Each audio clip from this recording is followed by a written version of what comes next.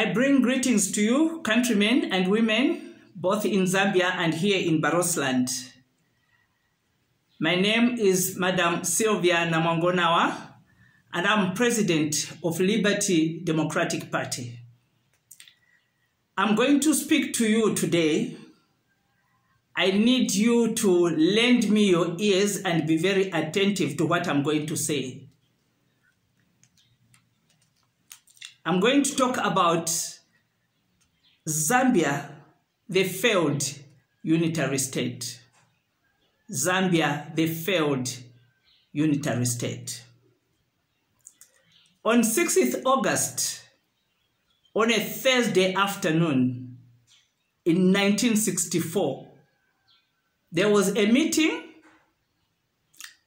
which was attended by the Litunga, Sir Mwanawina III, with his entire kuta, and that meeting was being addressed by the then Prime Minister of Northern Rhodesia, who that year later became the President of Zambia, Dr. Kenneth Kaunda.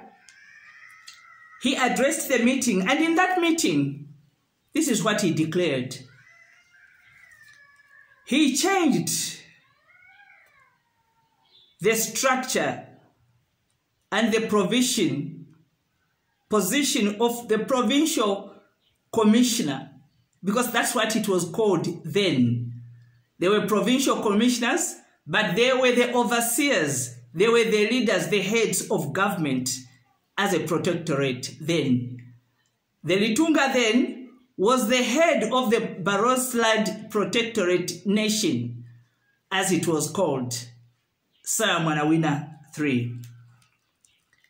In those changes, he changed the provincial commission to be a province and districts, respectively, as it is today. His reasons were, he said, in order to achieve a separation of the executive powers, because then the Litunga was the head of the Barotse government. So he was separating the executive from being the leader of the province. He was separating. The next thing that he did, number two, he separated the local government. Then the local government was the government entity as we know it today. It was called the local government. So he separated it also from the headship of the Litunga to the provincial head. He also dismantled the court functions of the Barotseland government and handed them over to be overhead by the provincial minister. He did that. When he did that, he replaced those commissions with the provincial minister, so that then now it is a province and it is being headed by a provincial minister as it is today. He further proclaimed that the minister now, the provincial minister who he appointed, would now be the link between himself and the government, as he called it, and Barotseland. So the link now would be the minister linking the Litunga to the president. In short, it meant that now the Litunga would not have direct access to the president, who was Dr. Kenneth Kaunda. That the minister, the provincial minister, would be the one who would see the day-to-day runnings of the government, as he called it, because now it was the province. So, and the minister was reporting direct to the president, who was Dr. Kenneth Kaunda. What he further did was he removed from his portfolio Dr. Kenneth Kaunda, because even in northern Rhodesia, they were all just commissioners, and they were running as a local government. That's what the British called it. They were just local governments. So it was the same scenario that was in the Barotse Protectorate. It was the same way in northern province, in northern Rhodesia. So Dr. Kaunda, being the prime minister that side in northern Rhodesia, he was also presiding over the local government. So what he did now was he removed that local governmentship from his portfolio as president, and he appointed a local government minister who would now be the one overseeing all the responsibilities of the local government. Meaning even here in Barotseland, that is the same thing that happened. So the duties of the local government now would be overseen by the Minister of Local Government, obviously assisted by the Minister of the province.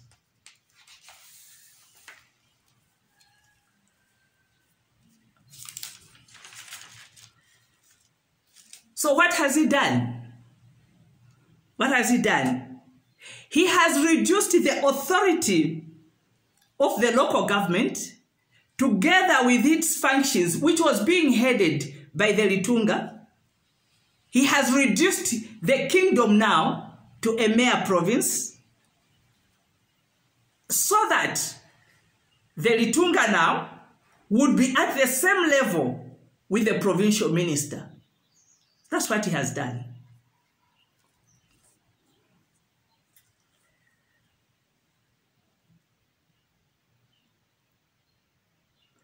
What he has also done in this matter is he has reduced the Litunga to just be running the traditional matters, since the governmental duties and functions were removed from him and placed in the hands of the provincial minister, and also in the hands of the local government minister.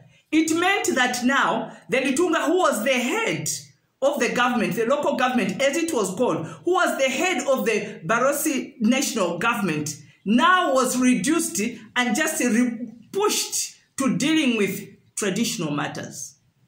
So it meant that now the Litunga had no power in the running of the day-to-day government as it should have been. Because remember, this should have been two states, Northern Rhodesia and Barotseland Protectorate, coming together to form Zambia.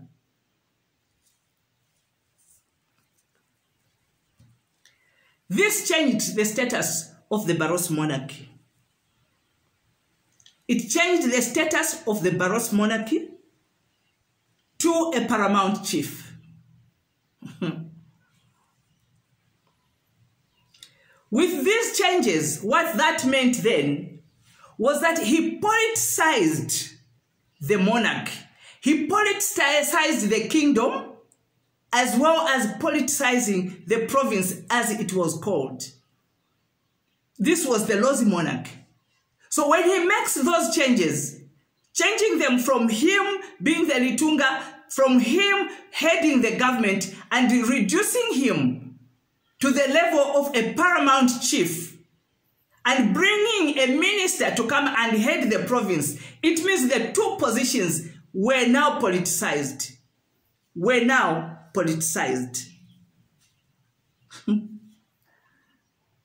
Completely removed the power that the Litunga had, because now the two positions were political. What was the aim and the intention of that? On that Thursday, the 6th of August, 1964, when these pronouncements were made on that day, in that minute, in that hour, on that day, in that week, in that month, in that year, the so-called unitary state failed. The so-called unitary state failed before it was even constituted, before it even took off. It failed because of the pronouncements and the changes that the founding father made. It failed. What you should note is that the Barotseland Agreement 1964 had already been signed, because it was signed in May, so it had already been signed. This is August. It was time for transition. That's why he was making all these pronouncements. It was time for transition, and during the transition, that's when he made all these pronouncements, because independence was coming in October. Independence was coming in October.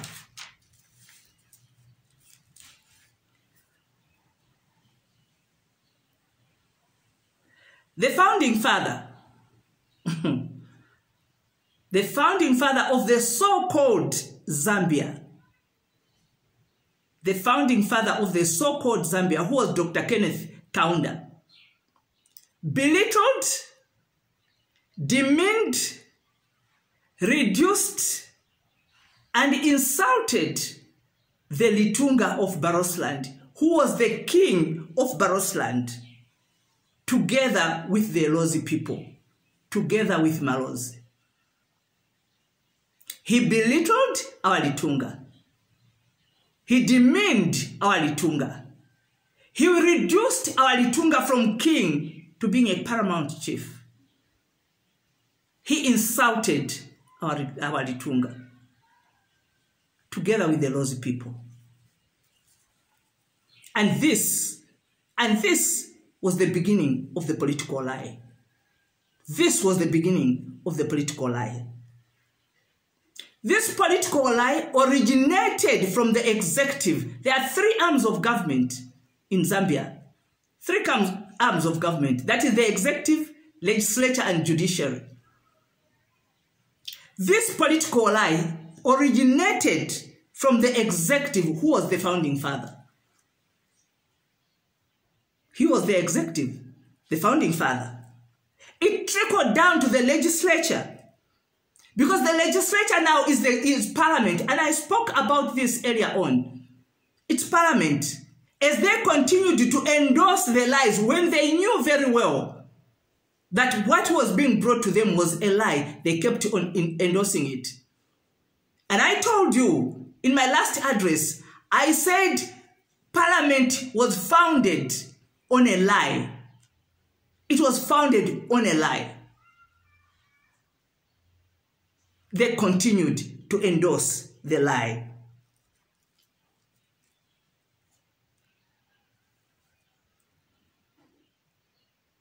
Parliament was in total agreement with everything that was going on. The lie did not only stop there, but it trickled down to the judiciary. So it started with the executive, trickled to legislature, and now it's in the judiciary. Trickled down to the judiciary. So you ask how? Have you never wondered? Have you never wondered why every time it's time for elections, there's always a promissory note that is always dangled before the Lozi people? They'll come here to Barotseland and they'll promise one thing. They will use it, which is the Barotseland Agreement 1964. They will use it to say, immediately I come in, I'm going to restore it.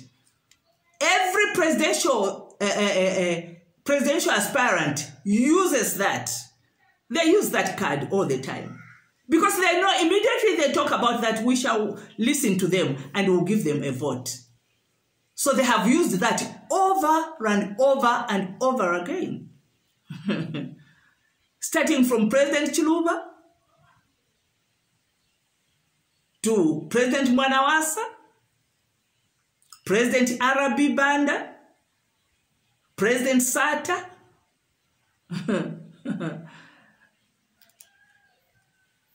President Chagwalungu, and even President Hakainde Hichilema himself.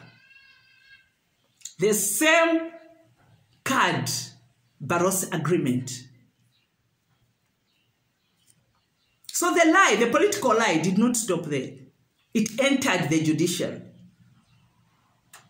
And you asked why, and I've said, haven't you asked yourselves questions of why is it that when they are campaigning, they seem very genuine, and they seem convinced that they will be able to restore or at least deal with the Barotseland agreement. But immediately they are in that chair, immediately they are sewn in, the story changes. They become hostile. The story changes. They don't attend to it anymore. They actually start calling it names. They actually start calling it names. President Chiluba just called it that it's a dead issue. That's what he said. When he was approached and questioned about that, you promised. He said it's a dead issue. President Mwanawasa was mute over it. He didn't want to get involved in it. President Arabi Banda, he even went to the extent of ordering his security forces to come and kill some people here in Barotseland, because now they were tired. And what were they doing? They were demonstrating. They were demonstrating peacefully. They just wanted to have a meeting. But some of them were gunned down over the Barotseland agreement. President Sata, he came and made a mockery of it. Yet this is the man who would come and even raise his fist and say, I am part of Linyunga Dambo. President Sata, he made a mockery of it.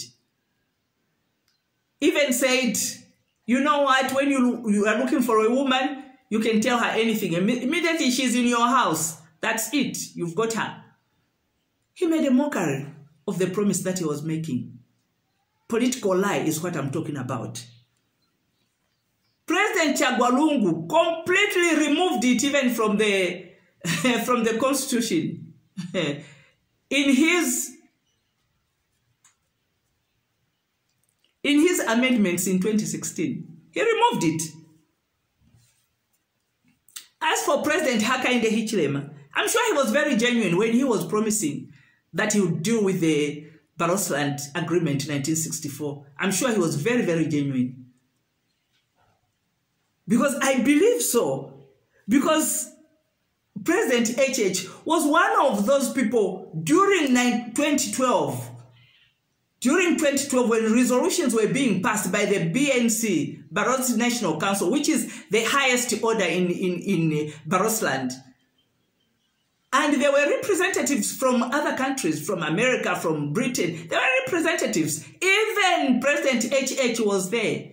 He represented himself and represented his party, UPND. He even donated tents so that people could be able to sit. He was there. I'm sure his promises were genuine. But as soon as he became president, he also became hostile. Hostile towards the agreement. Towards the agreement. That is where now he started calling it that there's no such country as Barotseland. Zambia is a unitary state. There's no such country as Barotseland. Yet he was part of that council. He was part of it. What changed? What changed? I thank God.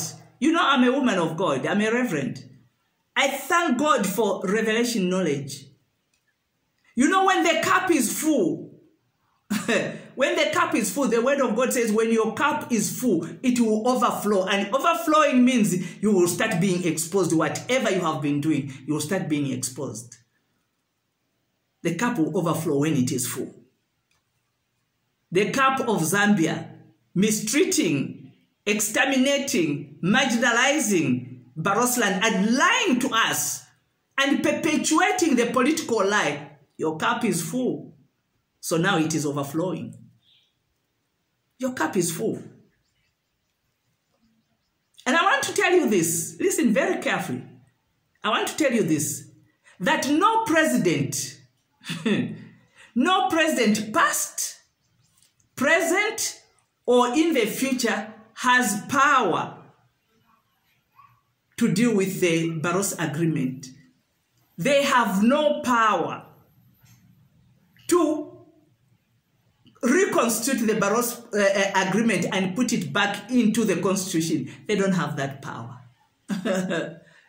They don't. President Hakainde Hichilema has no power to deal with the Barotseland agreement. He doesn't have it. He doesn't have it because there's a political lie. He doesn't have the power. He cannot restore the Barotseland agreement even if he wanted to. He cannot. He doesn't have the power. That power, he doesn't have it. And I've said no president past, present, or even in the future will have that power to restore the Barotseland agreement into the constitution. No president will have that power. The only one who had that power was the founding father, KK. He was the only one who had that power. And since he did not restore it, unless there's another change somewhere, unless there is another change somewhere, that's the only way it can be restored, or that is the only way it can be signed off. But as it is, it's a political lie. Now, this political lie did not only stop in the judiciary, but it found its way even to the monarch, to our monarch, to the Barotseland monarch. It found its way there. Because it is a political lie. Remember from the beginning I told you how it was all, now the monarch and the province were all politicized. So if it is politicized, even the political lie will find itself there. It will also end up there. People have always been asking, why doesn't he sign off? Why doesn't he sign off? The political lie got to him and throttled our Litunga. Throttled him. The same reason that the president cannot sign there, it's the same reason that he cannot sign here. Same reason. The political lie.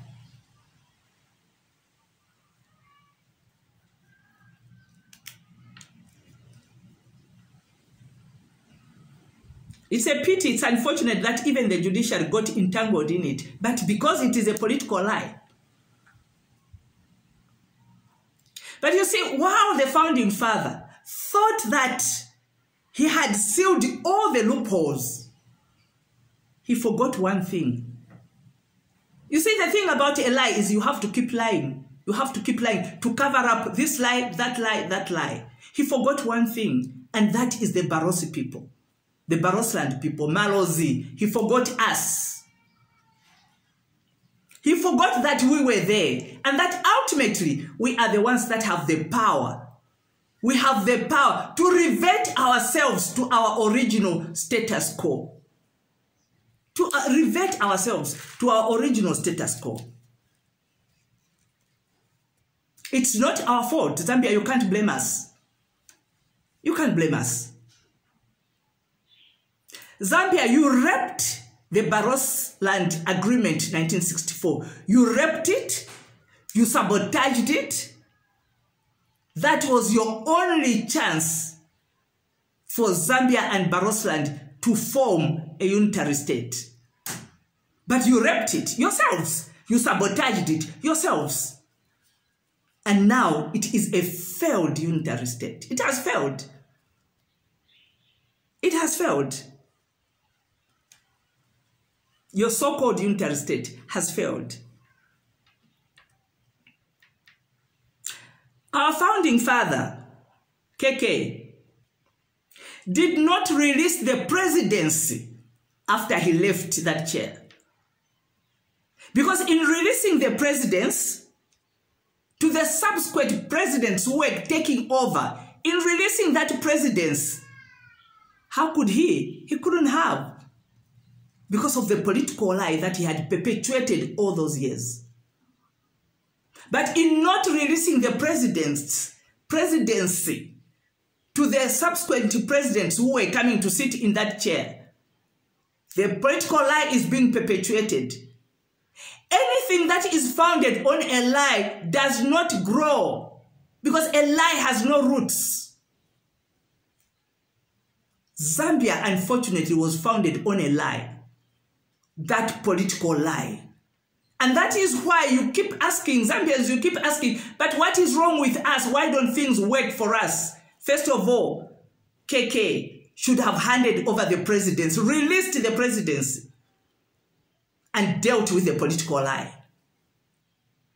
Then we would have started on a clean note, foundation which is solid on truth. Zambia would have grown. But as it were, you will never reach where you should have reached. Not until that lie has been dealt with. You will not reach there. Founded on a lie. And then lastly, you call it a Christian nation.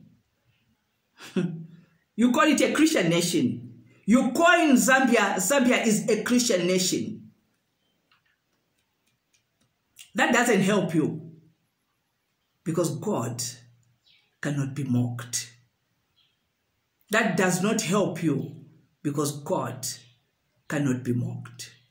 Thank you for listening.